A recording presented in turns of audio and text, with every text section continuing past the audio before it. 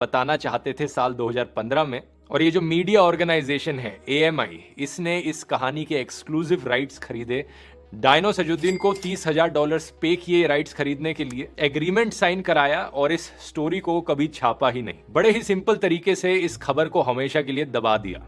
Interesting चीज यह है दोस्तों कि ये सिर्फ एक आरोप नहीं है, बल्कि AMI की जो CEO हैं डेविड पेकर, उन्होंने खुद एडमिट किया है कि हाँ, उनकी मीडिया ऑर्गेनाइजेशन ये कैच एंड किल का तरीका इस्तेमाल करती थी।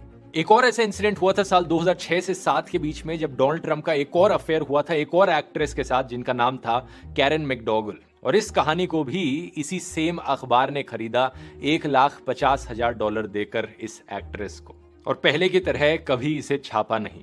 अब डैनियल्स वाले स्कैंडल पर वापस आए तो 2016 की इलेक्शन से करीब 1 महीने पहले की बात है।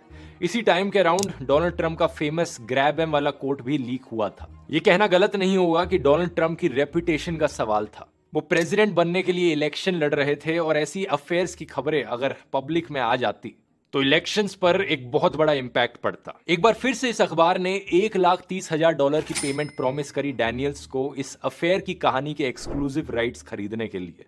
लेकिन जैसे जैसे इलेक्शन नजदीक आ रही थी, डैनियल्स को यह पेमेंट मिली नहीं थी। ये पैसे ट्रांसफर करने की रिस्पॉन्सिबिलिटी आई डोनाल्ड ट्रंप के लॉयर माइकल कोहेन के कंधों पर। माइकल इस पेमेंट को डिले करे जा रहे थे, ये देखते हुए कि डैनियल्स इस डील को कैंसिल करने वाली थी पेमेंट ना मिलने की वजह से। कोहेन ने डर के मारे एक शेल कंपनी का इस्तेमाल किया डैनियल्स को ये पैसे भेजने के लिए। डोनाल्ड ट्रंप का कहना है कि ये अफेयर कभी हुआ ही नहीं, लेकिन सवाल